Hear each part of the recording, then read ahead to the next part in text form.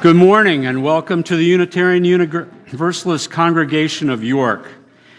Before we enter into our worship time together, there are a few announcements we want to share about our community here at UUCY. Registration for youth or youths are available through the religious education program. We're thrilled to kick off another vibrant year of religious education here at UUCY, rooted in our Unitarian Universalist values and designed to support children in growing spiritually, emotionally, and socially. Classes are held during the Sunday morning service at 10:15 a.m., starting on September the 14th. They're open to all children from pre-K to grade 7.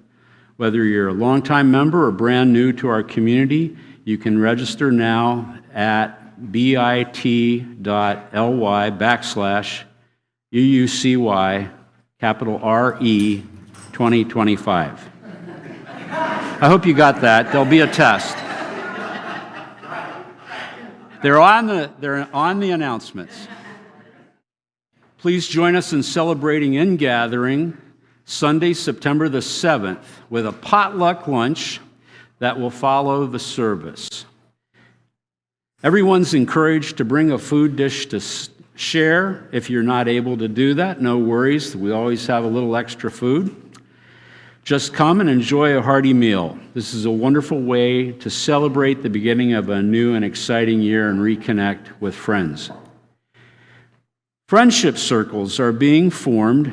Sign up now, bit.ly/UUCY, Friends, UUCF, Friendship 2025, or at the membership desk, which I would do, because that's a little easier. Circles will be formed in September, and all groups will have their first gathering in late September. For more information, you can contact Diane Kearney. She is at dkearney, Kearney, 51 at gmail.com, or Carol Stowell Carol at gmail.com. But they're on the back of your announcement, so if you see that, please do that. Now that we've addressed the business, let's begin to turn our attention to worship. I'm Craig Zumbrun. I am a member of the Progressive Christian Discussion Group and the choir and the mowing team and the garden team and the Green Action team. I've been here for 28 years. Before that, I was in Harrisburg at the Unitarian Universalist congregation since 1980. Before that, I went to Unitarian Universalist activities at college in 1968. So I was only 3 at the time, so you can guess my age.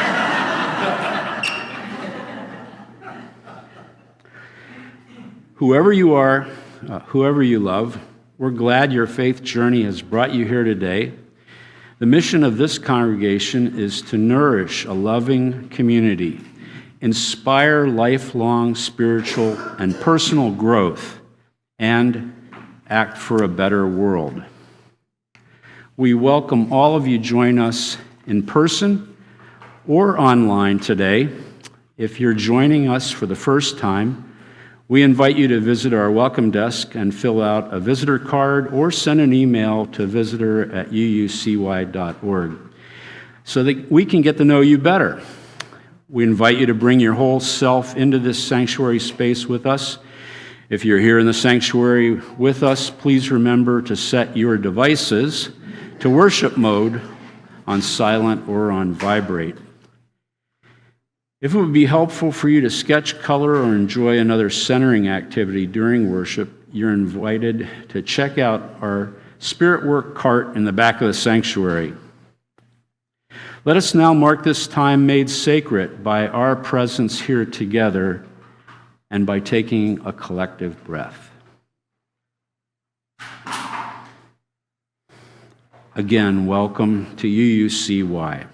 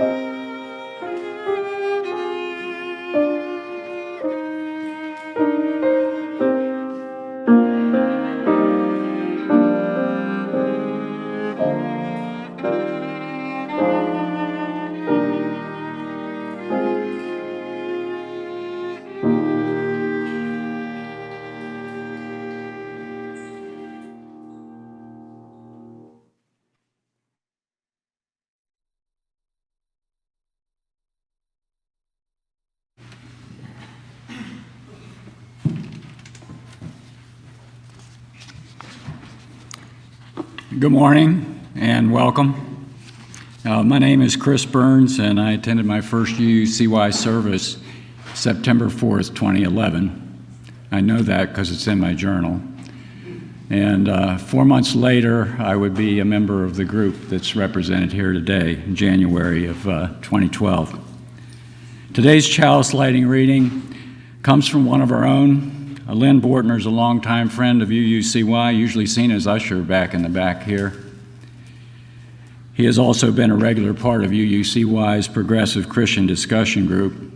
Lynn hails from Lutheran upbringing in Seven Valleys, PA, and I like to kid him that that's properly pronounced Seven Walleys.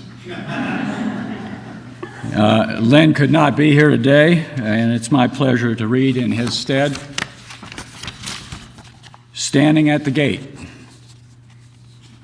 leaning on the wrought iron gate of the churchyard, a yard filled with mile markers to eternity, or baggage at the depot of proof past, planted beneath the shadow of a steeple of faith, markers with names I know, some with lifespans less than my own. I had once prayed beneath the same steeple, known the warmth of its stained glass sunlight, resounded with the press of each church organ key, felt the joy of the church in its green Christmas holly, passion for the trumpeted message of the Easter lily, the respect for beliefs that served my parents well and they passed to their children, the healing of forgiving and forgiveness, Christian worship. Broader reading brought more questions. What sways thought can raise doubt? Early churches with beliefs as varied as points on a compass. Spoken scripture told, retold, passed along. Later scribed, translated, and given meaning. Canonical books molded by men's words and motives. Creeds written to live, die, and war over. A truth for every church. To turn from this gate is not to turn my back. Love and forgiveness are my keys. The gate is not locked. I believe it to be our nature to seek the spiritual. I believe it is what keeps us honest and connected. I believe it is part of us to ask. I only doubt our answers.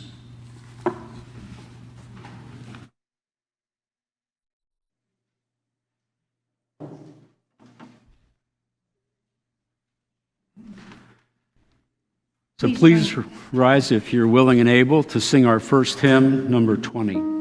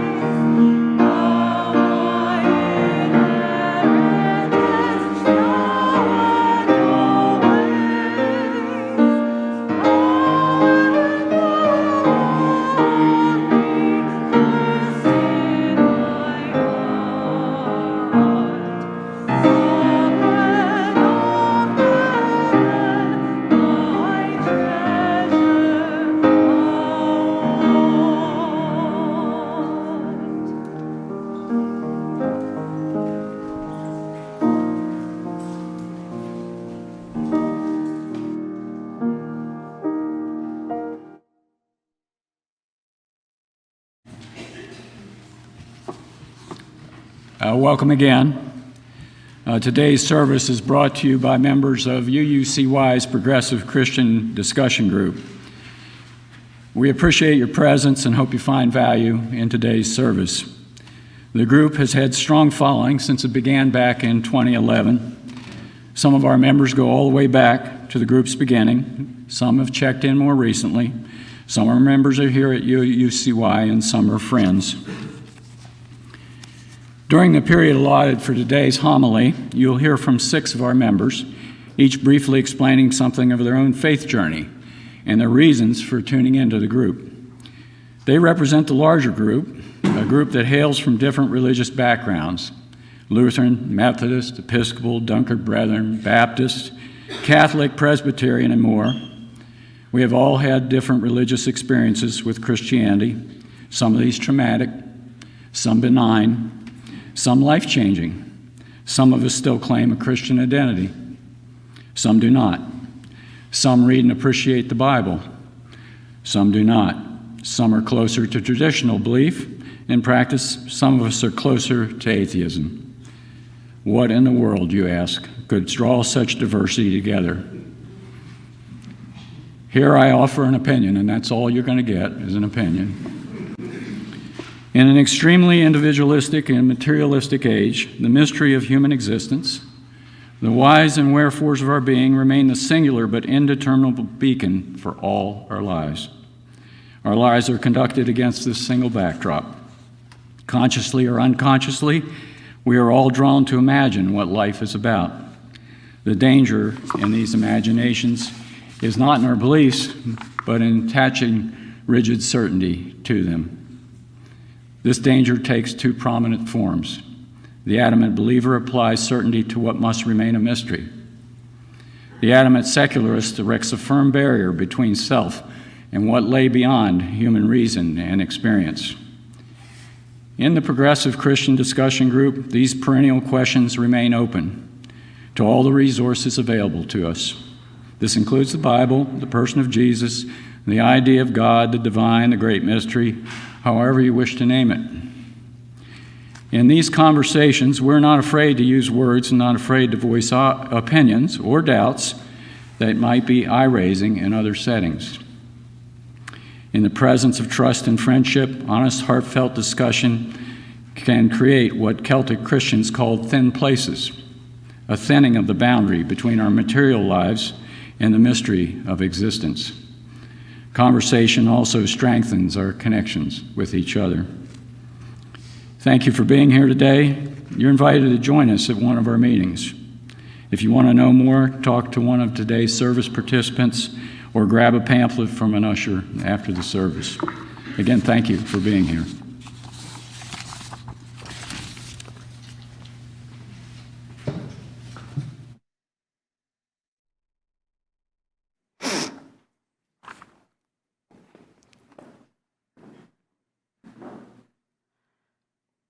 Hello.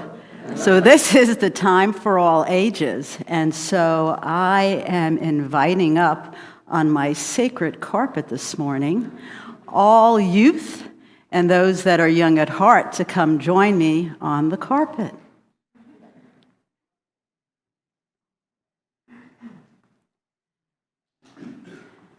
All right. Hello, hello.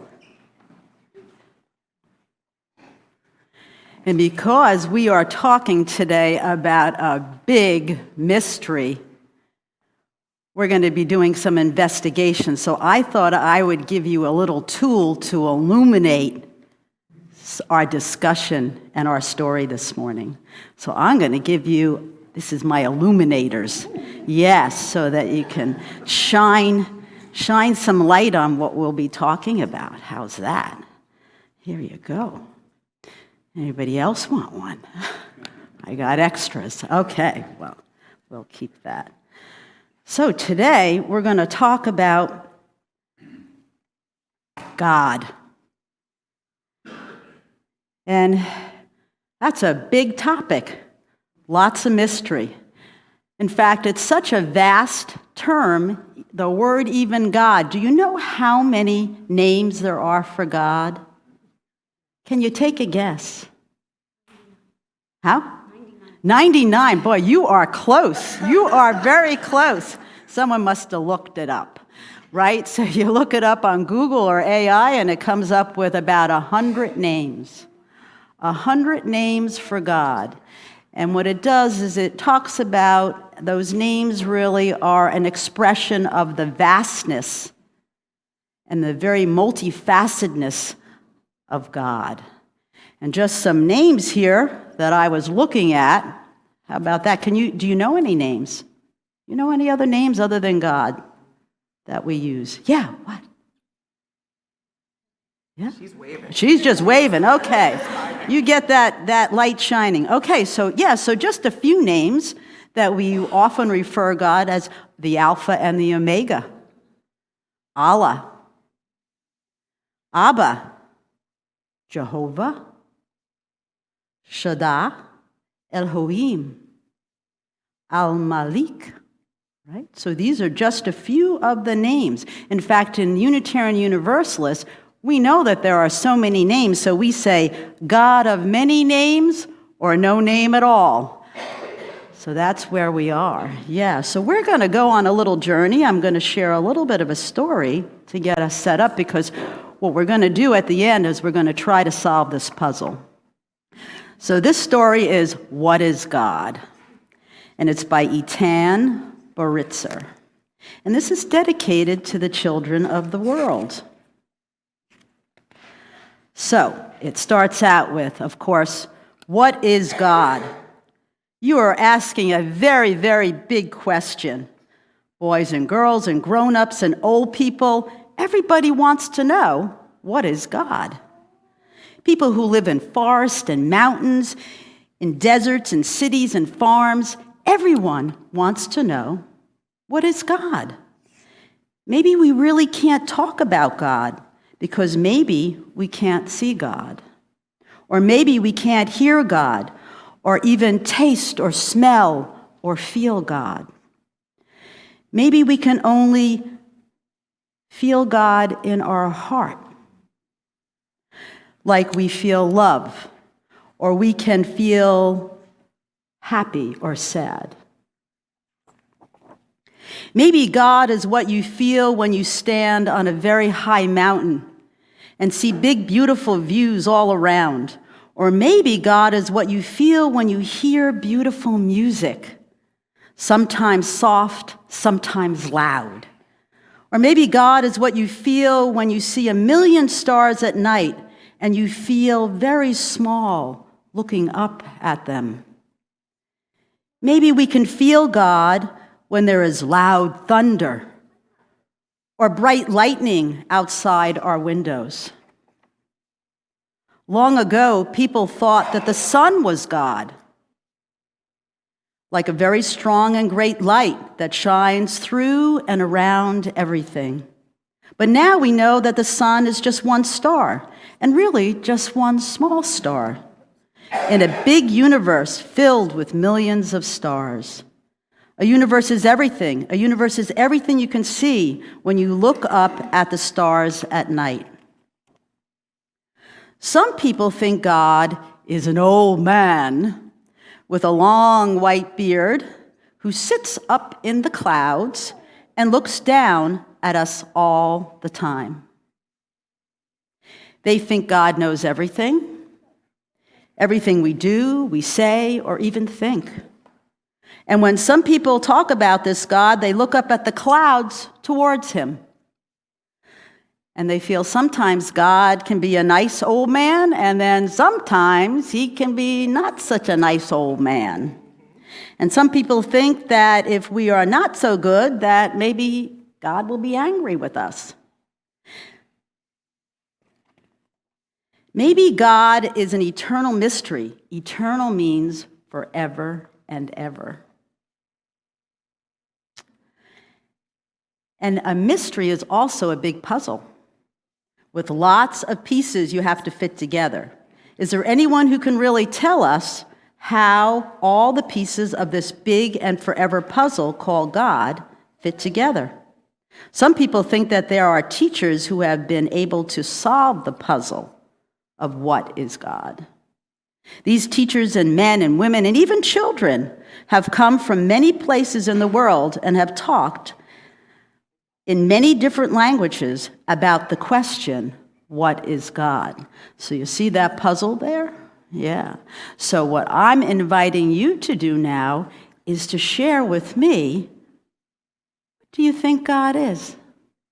And Sandy's going to help us here, and we're going to fill in the puzzle pieces here and talking about, what do you think God is? What is God? Anybody have any idea? You want to put out a word? Beatrice just said God never gets mad. God never gets mad. Okay, never gets mad. Put that up there. Anybody else? Yeah. Nature. Yeah, okay. God is nature. Yes. Animals. All right. God is in animals. Anyone else? Spirit of life. Okay, so God is spirit of life. Yeah. God is love. God is love. I invite anybody out there. Anybody have any? God is everything.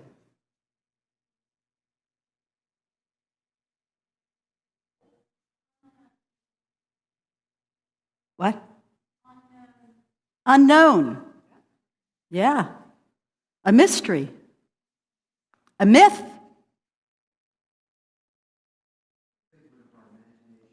Imagination. Part of our imagination. Yeah. Well, I want to thank you all. I think we put together all the puzzle pieces, and we are still left, of course, living in the mystery of God. So I want to thank you all for joining me up here. Oh, you can keep those. That's a little present. You can keep those.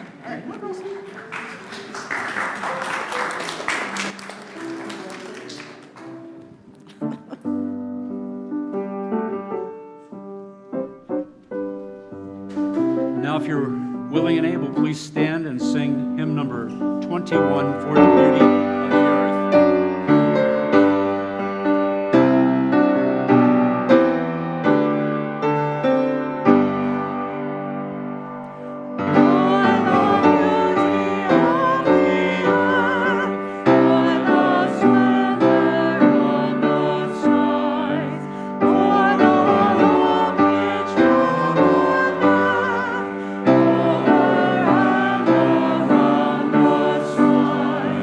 For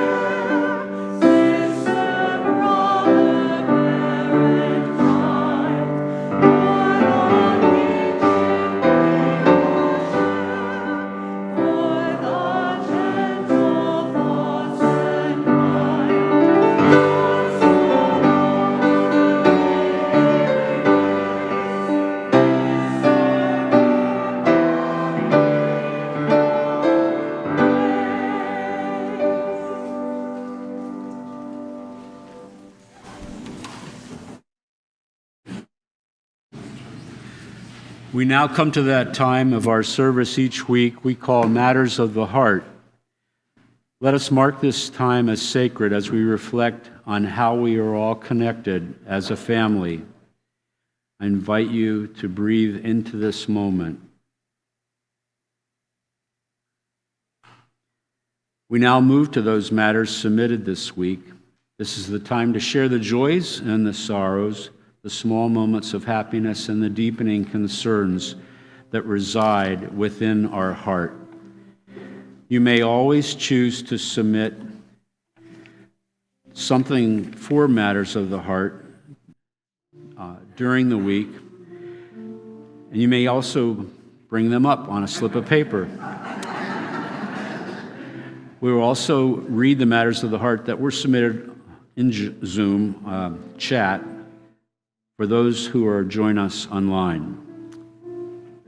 And so we will light one final candle this morning for all that remains unspoken within our hearts. It may feel too large or too small to share at this time. You may not be ready to hear it read out loud, but please know that our community holds these with you in silence, even if the words never come. We honor all that we carry within us. And know that the flame of our faith kindled here resides within us also at all times. So may it ever be.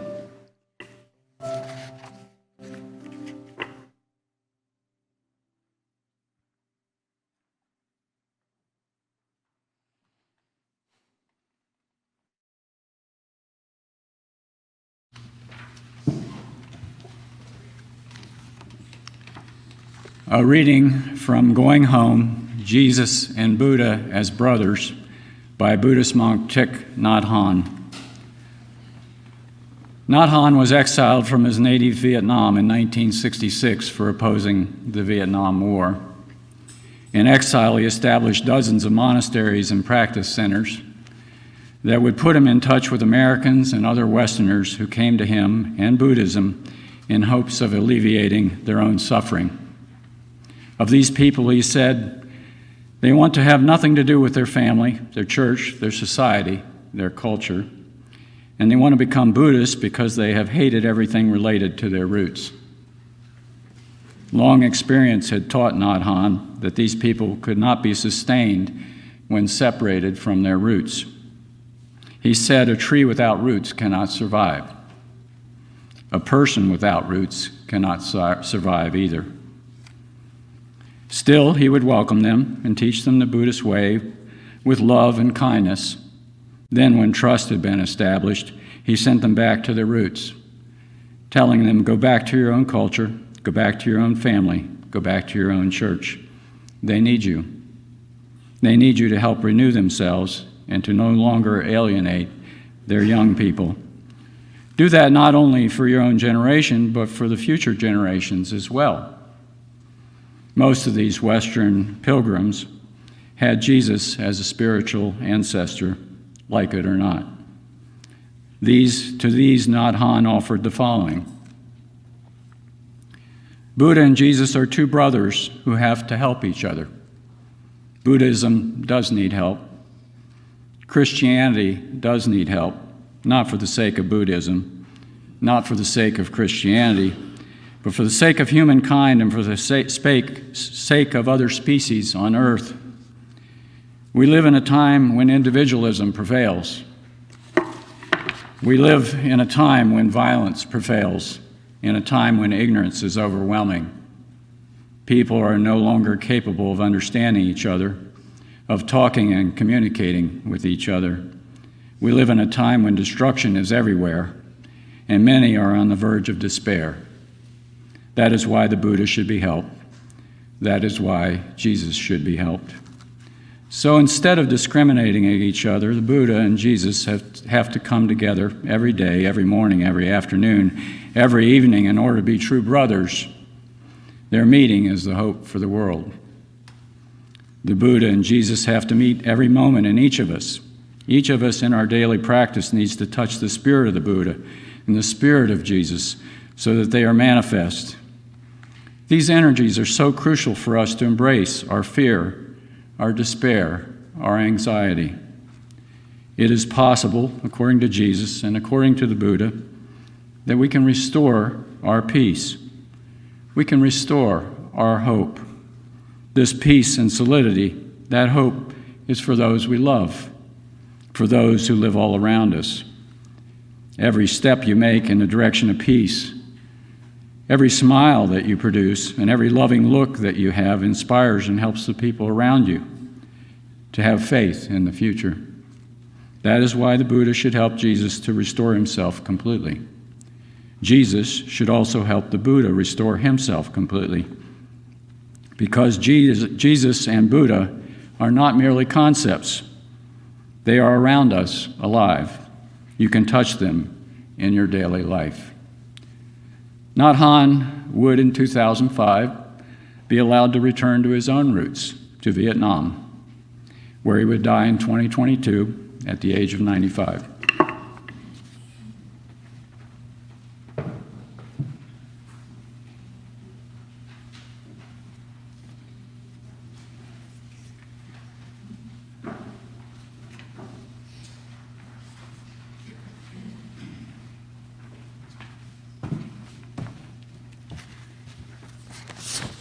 Good morning. I'm Bob Kruger. I joined with my wife Monica in December of '98. At the time, the congregation was meeting at Crispus Attucks while this building was being built.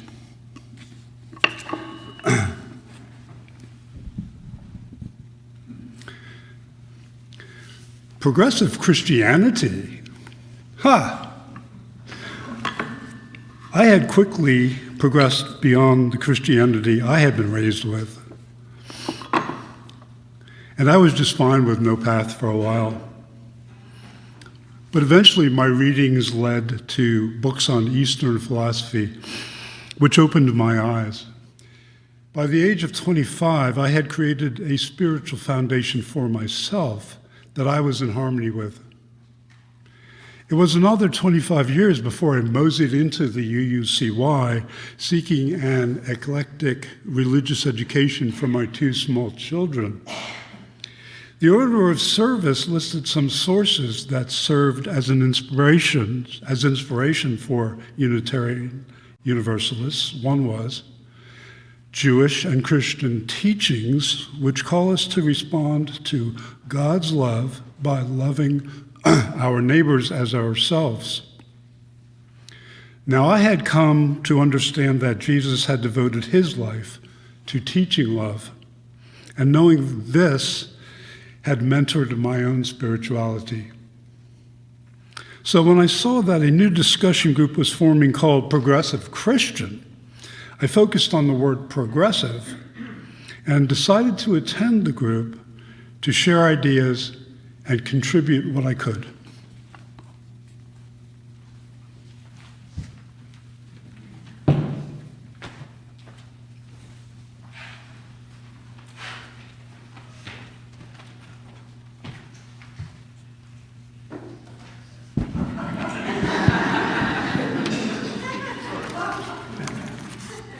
Hi, my name is Tess.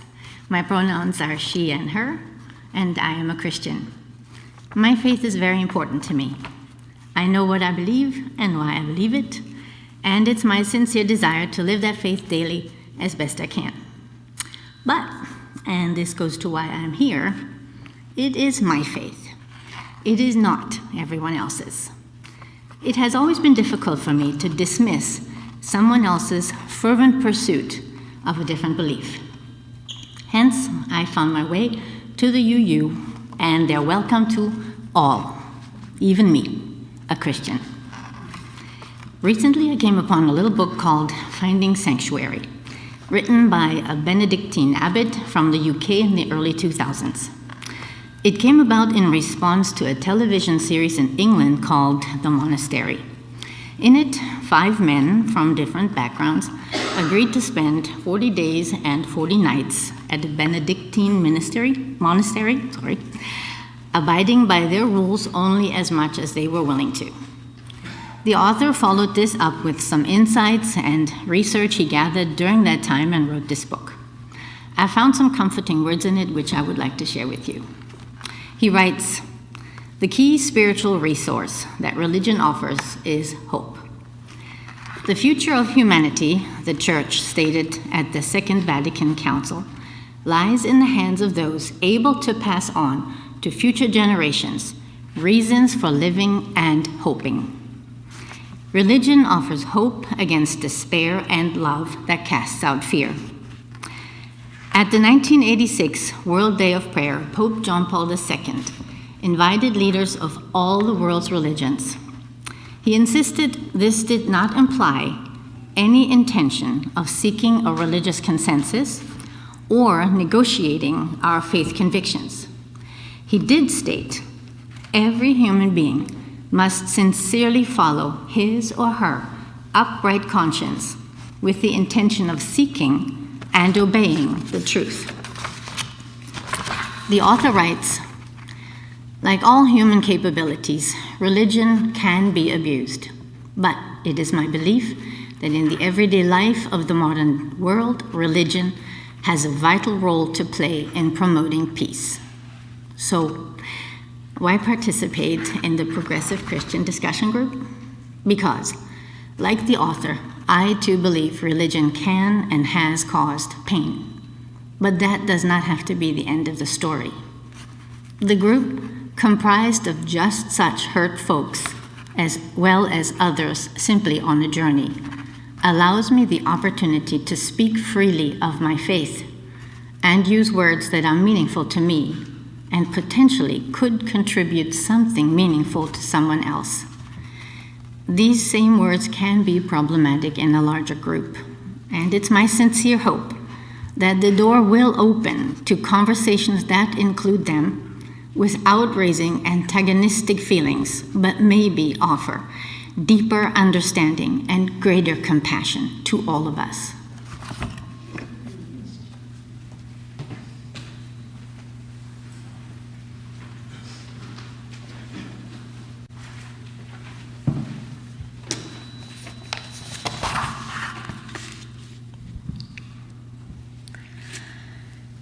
Hi, my name is Pam, and this has to go. Thank you. Okay, for me to be standing here behind a pulpit on a Sunday morning, I'm sure that something somewhere has gone horribly wrong, so bear with me. My aversion to pulpits goes back pretty far. I grew up in the shadow of one. My grandfather was a preacher in the Dunkard Brethren Church, and on Sundays I'd sit in the front row with my grandmother, where I could trade candy and shin kicks with my second cousin, who was there with his mom. If you're not familiar with the stricter branches of the Brethren Church, there are a few things I should mention. I call them the rules for women. 1, women shall not wear women shall not wear that which pertains to men.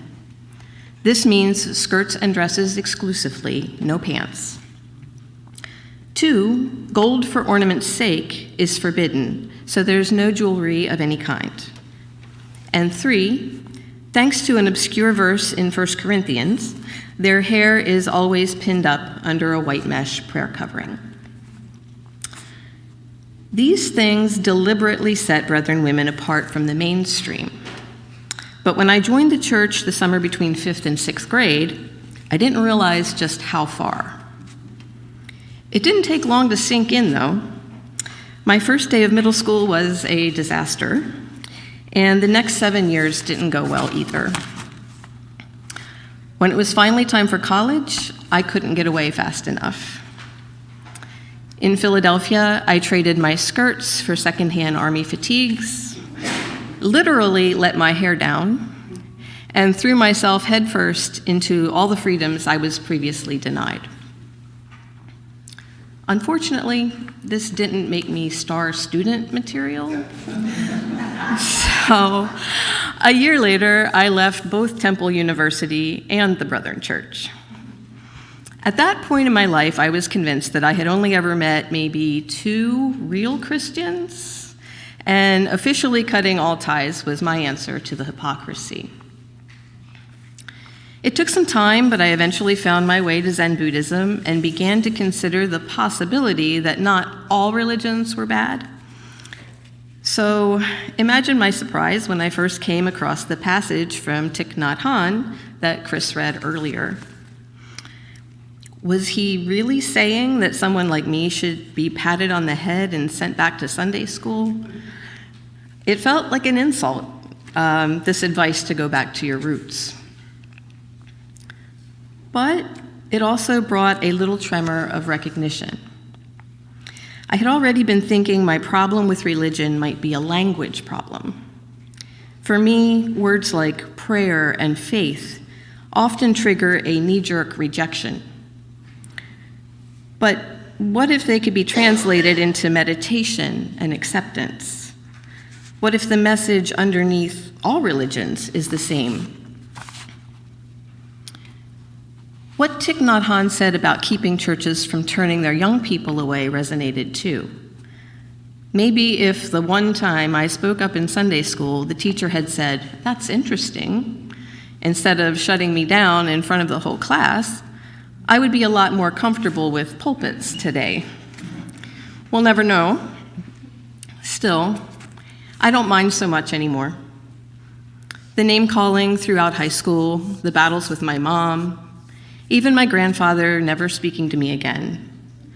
These things made me who I am. Someone open and curious about all forms of religion.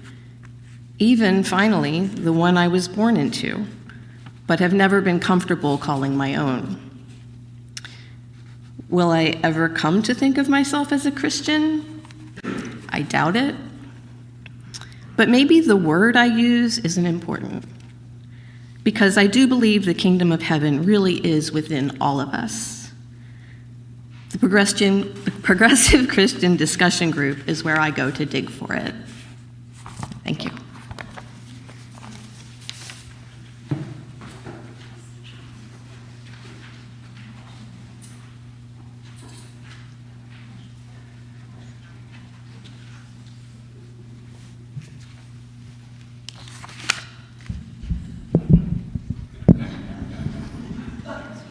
Good morning. My name is Jim Murr, and speaking to you now is very important for me because it gives me the opportunity to say something to you that I feel obligated to say, but certainly desire to say, and that is simply thank you. Let me explain. After graduating from seminary eons ago, I served Methodist churches in rural North Carolina for 3 years. That was enough to cause me to seek additional education that would enable me to be certified as a teaching chaplain. And I concluded my career at WellSpan after 27 years as what is now called Director of Spiritual Care and Education. During most of those years, I attended a United Methodist church in York until, because of changes in my philosophy and theology that I was experiencing, I could no longer do so. Maybe I didn't look hard enough, but I was unable to find a new church home that seemed right for me. Then something happened that has enabled me to make many great new friends, brought me more joy, been more fulfilling and more conducive to my spiritual growth than almost anything else. And that is my participation in the Progressive Christian Group, as well as interacting with UUCY members in other settings. Why so rewarding? What I'm going to say now is not intended to denigrate my United Methodist heritage. It nourished, sustained, challenged, and comforted me in powerful ways for many years. I have found, however, in the progressive Christian group and in my interaction with other UUCY members, something that has been even better, and that is because I am now interacting with those who seek the truth rather than claim to have completely found it, who can find some beauty and truth in most other religions rather than looking askance at them, who share more of their doubts rather than keep them hidden, who are more in touch with the feelings life and relationships create in them and share them, as opposed to being overprotective of them, who raise more interesting questions and exchange more interesting ideas than those who seems to have things all wrapped up. We investigate many great spiritual leaders and teachers. Some of us investigate Jesus, and in my case are drawn to him and find him to be, in a different and extraordinary way, the man for others, who I believe through a connection, tenuous though it may be, finds something there beyond himself that enabled him to find the courage to challenge the unjust power structures of his day, fight for justice for all, love and interact with people in a way that changed their lives. And when detached from the dogma and the doctrine surrounding him, becomes, at least for me, far more alive. Experiencing the principles that undergird UUCY have played an important role in making my life more full and glorious than ever. And that is why I'm happy to stand up and say thank you.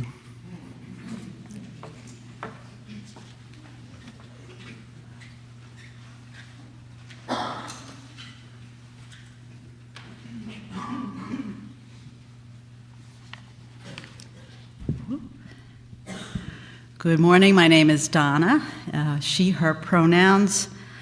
I was raised within a deeply devout Irish Catholic family and closely surrounded by a big clan of relatives. My faith was also infused with a witty dose of enchanting Celtic folklore tradition. And from an early age, my childhood relationship with the invisible realm was real, organic, and quite ordinary. It was simply in my blood and bones from the beginning.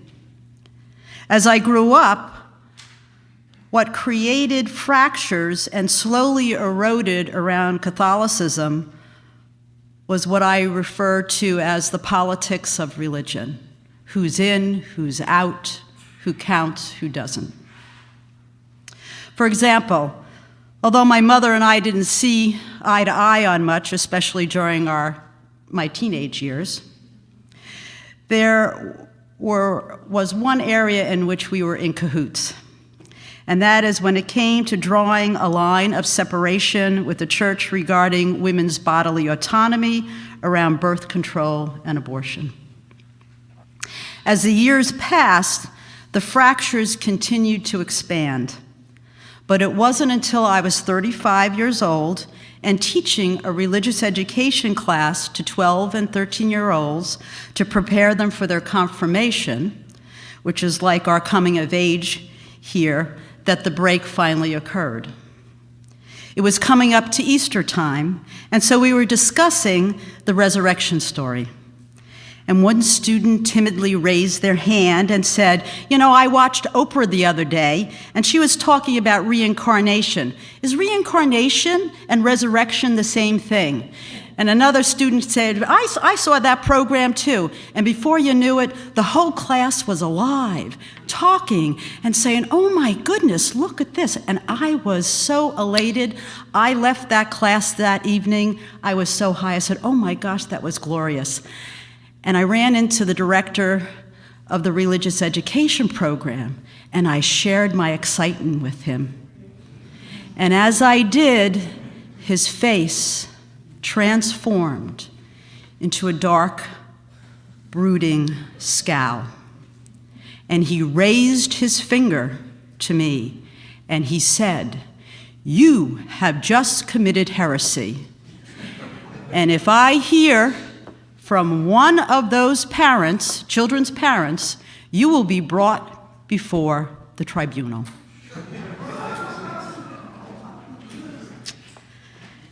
Needless to say, I was relieved of my duties that evening. And when I left that building, I went over directly to the church. I stood in front of the altar and I had a conversation that went something like this. God, okay, I'm done here. Just get me out of here without causing any harm. Because at the time, my father was serving as the Grand Knight of the Knights of Columbus, which was a very influential, all-male Catholic organization. And so the last thing I wanted to bring upon him was any humiliation. Thankfully, my prayer was answered. I left the pew, but not my faith. I have been an active member of the UU Church for over 30 years now, and my mystical, spiritual lens and devotion to the sacred has quietly continued to evolve and flourish. The Progressive Christian Group has provided a safe container and a level of trust and soul companionship to dialogue on a wide variety of topics. We serve as witnesses to one another's spiritual growth and revelations, as well as our doubts and challenges. And it continues to be an unexpected gift where I can be vulnerable and courageous in my own unfoldment along this holy endeavor called life.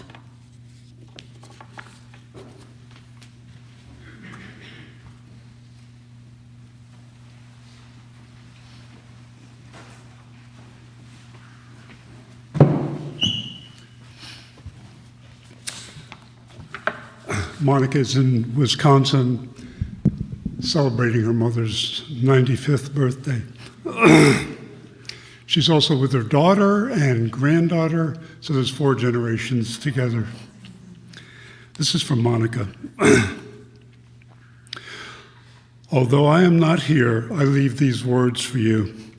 Initially, not knowing what's the deal or what this group would do, explore, collaborate, and more, we are just at the carriage house door, daring to share and become aware. The Progressive Christian Group is not a troop, but all on the journey to compare, to become aware with differing thoughts in the air. Challenging oneself can often become a bear, but when surrounded by love and care, a rare discovery can be there. A poet I am not, but this I know. As you may come and go, there is much to learn and grow. Thank you.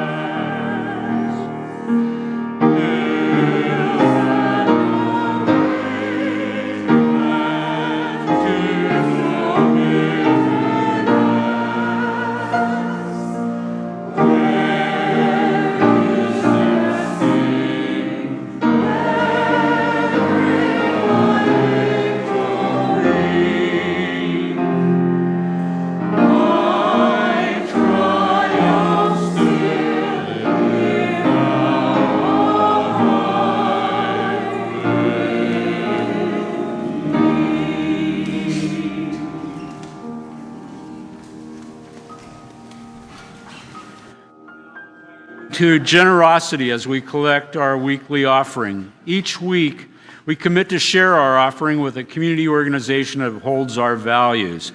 Our Share the Plate partner for August is UU Justice PA. It serves our voice as a UU value in Harrisburg. It is supported by the 40 congregations in Pennsylvania. It has 7 justice teams: LGBTQA, reproductive justice, economic justice, gun violence, environmental justice, criminal justice reform, and good government. Our own Donna Alcorn is on its board of directors. The ushers will now collect the offering. If this is your first time with us, please feel free to let the basket pass you by. Your presence is a gift.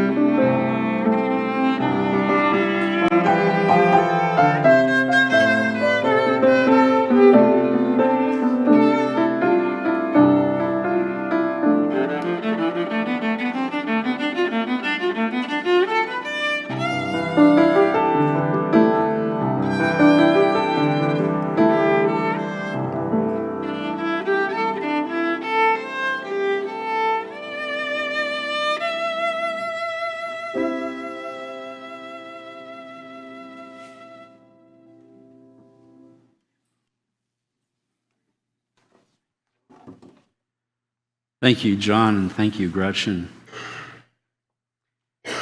Please join us in the extinguishing of our chalice and your home chalices, if you've lit them, with these words: We extinguish this flame, but not the light of truth, the warmth of community, or the fire of commitment. These we carry in our hearts together again.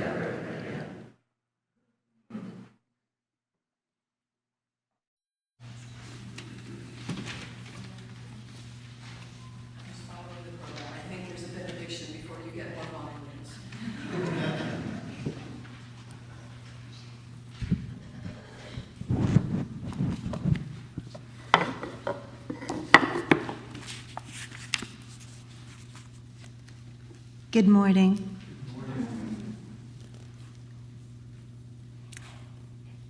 The piece I'm about to read is from Lao Tzu, The Art of War. It seems so appropriate today, with there's so many situations in our hearts and in the world. So please ponder on this with me. If there's to be peace in the world, there must be peace in the nations. If there's to be peace in the nations, there must be peace in the cities. If there's to be peace in the cities, there must be peace between neighbors. If there's to be peace between neighbors, there must be peace in the home. If there is to be peace in the home, there must be peace in our hearts. And as a member for a while of the Progressive Christian Group, I would like to ask if you are willing and able at this time to turn to your neighbor and wish them a sign of peace. Peace be with you.